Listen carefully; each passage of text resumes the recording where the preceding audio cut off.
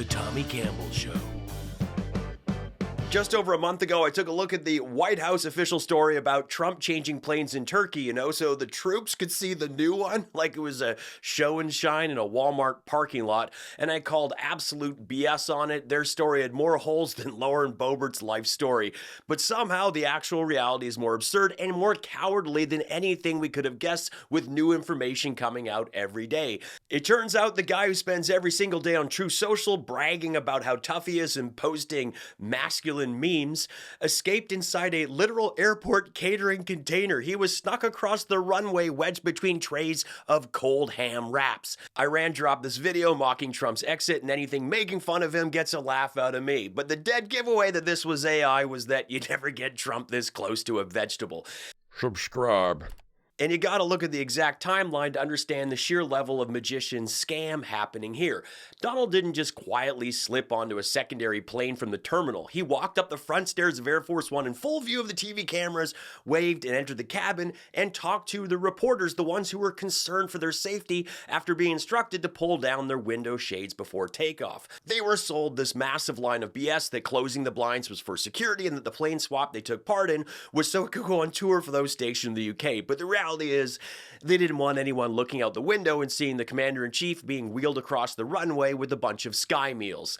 While the press were buckling in with the blinds closed in Trump's pressurized fart tube, a hydraulic food truck backed up to the side door where Donald, Dan Scavino, Natalie Harp, and Walt Nauta stepped into the food box, got lowered to the tarmac, and were driven off to a smaller military C-32A. And look at Secretary of State Marco Rubio's face when a reporter caught up with him after the truth came out and asked him point blank if the White House used them as body armor. Mr. Secretary, did we put Americans at risk by having them fly in Air Force One when it was under threat? How persistent is that, Mr. President?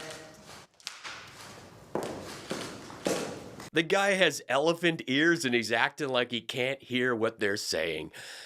He's just realized he's lower on the White House food chain than a box of cold nuggets. Marco was on that plane. He knows he was sitting on a flying decoy jet while his boss was in a food van. And then they landed in the UK, sneaked Donald back onto Air Force One before anyone noticed, and he walked down the stairs like nothing happened. Air Force One doesn't normally get its meals from whatever airport kitchen happens to be nearby. Presidential food is handled under strict security. A local Turkish catering truck pulling up to Air Force One is basically Uber Eats backing into the Situation Room. Something weird was happening on that tarmac. Meanwhile, Air Force One took off for a 4-hour flight to Britain with a packed cabin, totally oblivious that Donald wasn't even on the plane because the threat of him being blown out of the sky was so real they didn't want him on board. But everyone else was cleared for mid-flight explosion, okay? Think about what it takes to fool 100 staff members who think the president is sitting in the front suite after he just talked to them on board. The moment Donald leaves the room, the air quality instantly improves by 40%. His specific brand of bronzer, hairspray, and fast food funk vanishes. To trick those people into believing he was still on board for 4 hours after he walked away, they literally had to throw off the scent and leave a decoy in his room, just a worn-out adult diaper and a Big Mac under a heat lamp to keep things fresh. And here's what he had to say after it came out that he flew on a different plane. Air Force One still flew out of Turkey with press and with White House officials on it. How much is... Well, this one went over to England, where it was shown to the soldiers. They're still at risk, even though... No, I know, but this one went over to England because the soldiers wanted to see it. Right. And it stopped, and they showed it to the soldiers, and we did a switch over there. And it was really as per the military, and I just have to do what they say. They go for safety, and I have to do what they say. Why was it too dangerous for you to fly on Air Force One, but not I don't know. I think actually the plane that I flew on was at greater risk. I think it was at greater risk because that would be the plane I think that they would be more likely to go for. Let's analyze the tactical genius here. Iran might target Air Force One, so Donald gets off Air Force One, crawls into a Mayo cart, and leaves 100 reporters and members of his own cabinet flying around the giant blue and white decoy. He didn't make Air Force One safer. He made Donald Trump safer. I just do what the military tells me. Right, this is the guy that says, I know more than the generals. I like Hegseth because he's as into the booger sugar as Don Jr. If you haven't seen that, oh wow, yeah, just style your hair with the Coke snot, Pete. It was possible Air Force One, a $2 billion symbol of American power, could have gotten blown out of the sky over international waters, with 100 Americans killed in an instant, White House correspondents, photojournalists, military stewards, Secret Service agents, and 2 sitting cabinet secretaries. And while the world was waiting for J.D. Vance to get upgraded, Trump crawls out of a mayonnaise van on a secondary runway, wiping French fry grease off his lapel. Terrific news, everybody! The decoy worked! It worked! That's not military misdirection. It's using your own press corps and cabinet as missile bait. To anyone defending this by saying, well, the president had to keep his schedule. What else was he supposed to do? Are you serious? He's the president. People wait for him. I spent years touring with big comics, Jim Jeffries. Whenever we hit a massive travel delay or an unexpected headache, Jim would always say, well, it's not like they can start the show without me. And he's right. Like, the venue wasn't going anywhere. The crowd can have an extra drink, and we will get there as soon as we can get there. If there's a legitimate missile threat against your airplane, you don't hide the president in a food truck and send everybody else in the target. You ground the aircraft. Donald didn't need to crawl in a tin box to make his next photo op. He just wanted to play Timu James Bond. And he used 100 American lives as the prop. And speaking of taking the fall, notice how Karoline Leavitt suddenly announced he's resigning to spend more time with the family? You didn't need more family time? You didn't think of this like when you're pregnant? You didn't need it when you had the baby?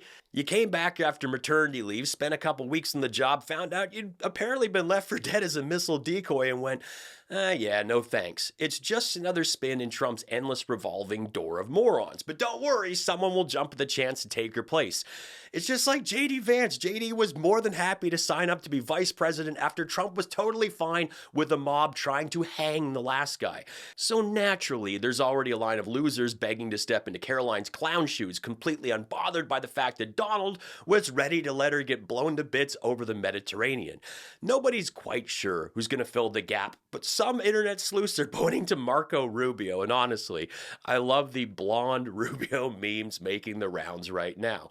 Others are saying it might go to Jayme Leagh Franklin, the woman who went viral this week for standing behind Donald in the Oval Office, nodding like an AI bobblehead on a car with busted suspension while Trump visibly fell asleep during another executive order meeting. You're just finding out about this woman. She's a former White House staffer under Trump's first administration, a former Fox News contributor, and the founder of The Conservateur, a media brand dedicated to traditional anti-vax conservative women. Her website sells $45 Make America Hot Again trucker hats, $200 silk scarves, and $400 cowboy boots, because nothing says I did my own research on immunology like dropping $200 on designer silk pajamas while skipping your kid's MMR jab. The number of diseases universally recommended for vaccines from 17 to 11, and establishing distinct categories of recommendations based upon the scientific evidence. Our assessment found that the United Is he trying to shake him awake? That's not a man presenting a policy brief. That is the visible physical panic of a guy who knows he's standing there selling absolute BS. Even with what's left of his brain after the worm went at it, he must know this is a farce. You'd think the guy that spent years pushing heroin to his veins wouldn't be scared of needles.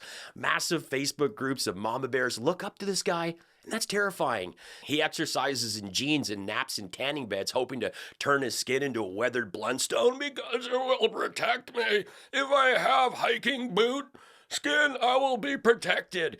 He's shaking like a leaf because he knows he has no idea what he's doing, and everything in these pages is a total scam and BS. I make this independent show on my own. If you love what I do, consider leaving me a tip, become a member for extras, hit up my referral links, and stream my stand-up on Spotify. MyPillow founder, professional election denier, and dyed mustache enthusiast Mike Lindell just got completely blown out in the Republican primary for governor. Donald Trump personally endorsed Lindell at a rally just before the election.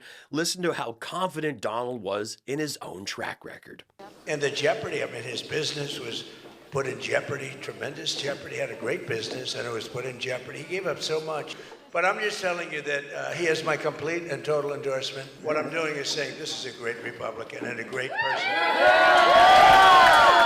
I hope you get out. When is it? When is your August 11th? And I have a perfect record. Don't make me blow my record. You know that, so I have a perfect record of endorsements. First off, he doesn't even know the date. doesn't even know when his primary is. And a perfect record, Donald, your endorsement isn't a golden ticket, it's a political kiss of death. Randy Feenster found that out, as did many others, and now Lindell gets added to the scrap heap. Donald, you have a perfect record of picking catastrophic losers. Lindell was so confident in Donald's magic touch that he literally stepped down as CEO of the company he ruined, pushing the big lie. He ruined his company and all the employees. He destroyed their lives to back this guy, and now he stepped down to focus on governing, but Minnesota Republicans took one look at his campaign and handed the primary to House Speaker Lisa DeMuth by over 45,000 votes. Now, did Mike do the honorable thing, accept the loss, and congratulate his opponent? Absolutely not. What is the EP with the voters? What the EP, why would I listen to the EP? There's 265,000 votes left to count. I'm down by 18,000 now. We just gained 5,000. I'm not going to give up this race until the votes are counted. That's nonsense. Until the votes are counted? Until the votes are counted where I can't win. I mean, why would I call it now? Should I say it again? Now there's 264,000 votes left to count. Out of the last 13 votes, we're going to reconcile these numbers, because if they don't make sense, we're going to look into it. And it's just we're not going to let this happen if there was something that happened. Okay, so that's where we're at, and. We're not going to let this happen if there was something happening. Watching Mike Lindell refuse to concede a primary loss, it's like watching a guy get dumped at a restaurant, sit at the table alone for a few hours, and just keep telling the waiter, she forgot something in her car, she's coming back. She's coming back. She'll be back. No. Now, Mike losing and refusing to admit defeat is hilarious and completely unsurprising. But you know what's actually alarming? Over 134,000 people in Minnesota woke up on Tuesday, walked into the voting booth and said, yes, that guy, the former crack addict who does interviews in cars in his underwear, the guy who's been to jail, wore an ankle monitor, and was denied entry into Canada over all his DUIs. He should run the state. 134,000 people looked at a man who spent his life savings trying to prove satellite dishes stole the 2020 election and thought, get that man the keys to the budget. So congratulations, Mike Lindell. You stepped down from your company, took Donald's perfect record kiss of death, got humiliated by double digits, and now you don't even have a lumpy pillow company to cry into. Former South Dakota Governor and failed Homeland Security Secretary Kristi Noem just had her official life-size bronze statue unveiled in Pierre, South Dakota as part of the state's Trail of Governors. The official sculpture features Kristi standing proudly next to her favorite horse, Iceman. But the second the photos dropped, California Governor Gavin Newsom went savage, posting an edited version of the statue featuring Kristi and her puppy, captioned simply, "Never forget, justice for cricket." And naturally, once Gavin opened the floodgates, we all jumped in. The internet completely took over with versions of her wielding the AR-15 with the dog riding a broomstick, which definitely suits her. Love this one. This is hilarious. That's clearly Danny Trejo. I don't know if that was someone's AI fail or they're just really taking the mickey. I did this one of her with Kim Jong-un, you know, the thing she had deleted from her book, her made-up thing. Of course, all hat and no cattle, because she is full of it. And my personal favorites, the ones of her big-chested husband, cast in bronze for eternity. This is how you're remembered. The dog-killing, big-budget commercial money burner tied to a national security risk fetish fiend spouse with gigantic fake tits. President Trump is awake, working over 18 hours a day, and you think it's funny to joke about his hair. Remember Sleep Joe in the pizza basement? Why don't you talk about that, Tommy boy? I know you were going for a wake, but I think we all look forward to Trump's wake. And yes, it is hilarious to joke about his hair. That's why the entire world is hammering him with such instant classics as Hell to Pay and Quiet Wiggy, because he's a vain coward. I don't know how you can continue to watch this man out cold at his desk at home and abroad and still insist that Biden was the one that lacked alertness. The only positive thing about your comment is that you accidentally reminded us to watch one of the greatest comedies from the 90s, Magateers. Absolute BS on it. Their reasoning had more holes than Lauren Boebert's life story. More holes. She is Swiss cheese, aren't she? Others are suggesting it might go to Jayme Leagh Franklin, the woman who went viral this week for standing behind Donald in the Oval Office, noddling. Pressurized fart trube. I'm having so much trouble today. Oh my God. While the press were buckling up in the dark inside Trump's pressurized. I know, more than the generals, I like Hegseth because he's as into the booger sugar as much as Don Jr. Styling his hair with snot, pulling a DeSantis there. I can confirm the Tommy Campbell Show is the best political comedy show on YouTube. And I hope you subscribe.